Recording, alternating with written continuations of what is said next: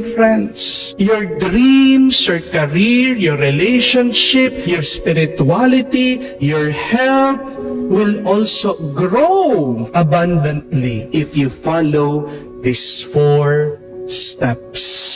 If you follow these 4 rules. Number 1, do not shout. Huwag po kayong sisigaw. Do not shout at what you are doing. Do not shout at your work. Do not shout at people. Narinig nyo naman po sa Ebanghelyo, di po ba? Yung nagtatanim ang Diyos, tahimik na nagtatrabaho. At kahit bubuksan nyo ang inyong Biblia, hanapin nyo, hindi nyo mababasa na sumisigaw ang Diyos. Ang Diyos nag-uutos sa kanyang bayan na sumigaw. Ang bayan ng Diyos sumisigaw, nagdidiwang. Pero kahit na galit ang Diyos, hindi siya sumisigaw. Bakit? Naiintindihan ng Diyos na hindi tutubo ang kanyang tinatanim kung sisigawan niya. Amen? Remember that thunder will not help the growth of plants, but it is the gentle rain that helps its growth. Kahit na kumulog ng kumulog, ano mangyayari po doon sa tinanim mo? Matatakot yan. Matutuyo yan. Uurong yan. At ganyan din po sa ating buhay. My dear friends, if you shout at people, the people will only remember the negative feelings and not your message. No matter how good intention you are, kahit na sabihin mo, mabuti naman yung aking gusto, mabuti ang aking mga balak. Pero hindi yan tungkol dun sa kung ano yung iyong nararamdaman. Tungkol yan dun sa ano ang pinadama mo doon sa tao. Amen? We must learn to be quiet when we work. Try it kahit na anong gawin mo. Huwag kang mag-ingay. Tumahimik ka. Dahil yung bibig mong yan, ikakapahamak mo. Amen? Tumahimik ka lang kung nangangarap ka. Tikom mo ang bibig mo pag nagtatrabaho ka. Huwag kang magsasalita. Kung ikay umaasenso at nagtatagumpay, magsalita ka lang. Pagpapos na ang lahat, pag nakamtan mo ng panaginip mo. That is the first one. Do not shout. Be quiet in your work. But secondly, do not blame the plants when they are not growing.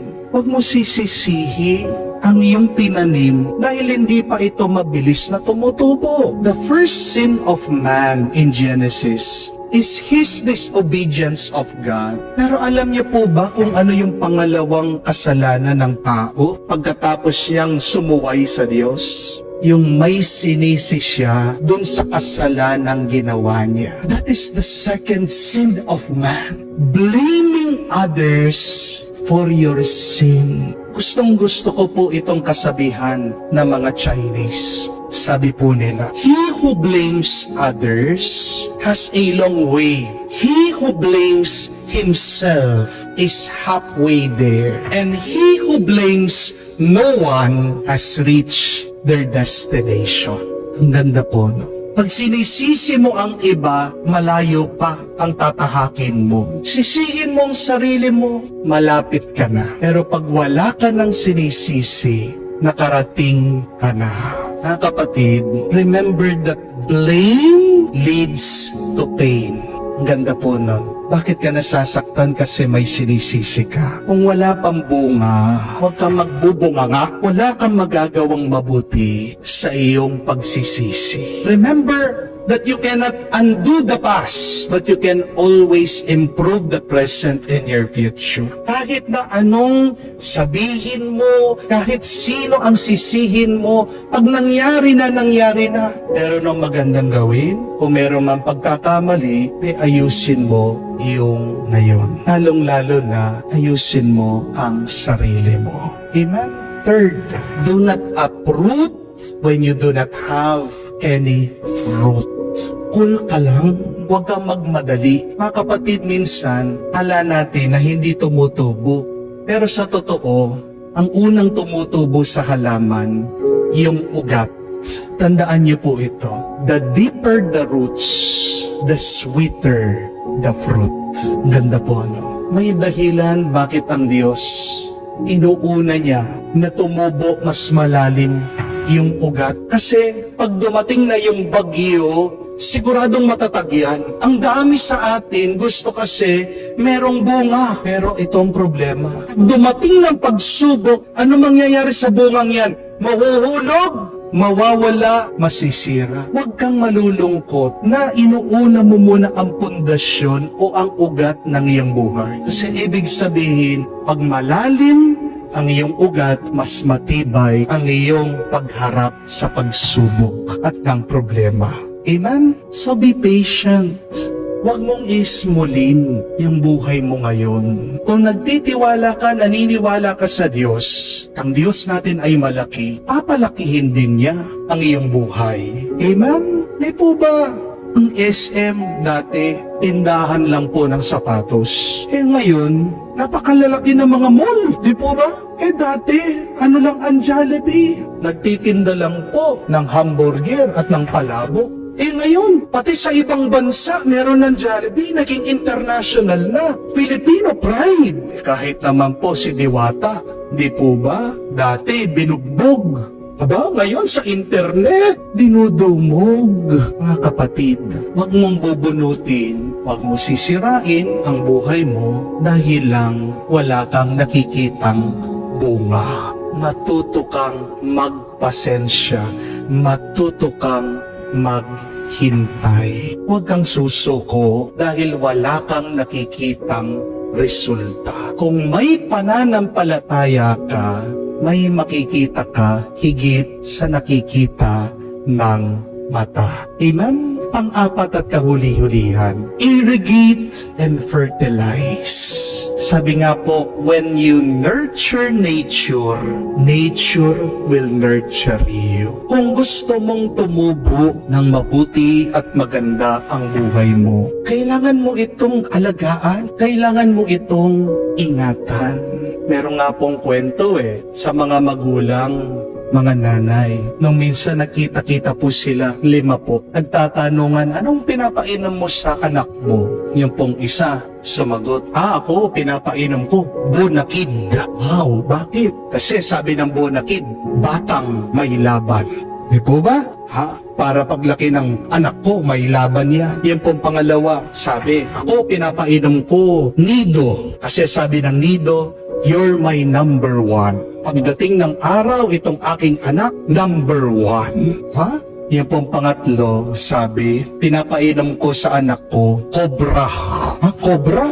Yung energy drink. Bakit? Anong sabi ng Cobra? Hindi umaatras, tunay na lakas. Pagdating ng araw, hindi aatras yan, talagang malakas.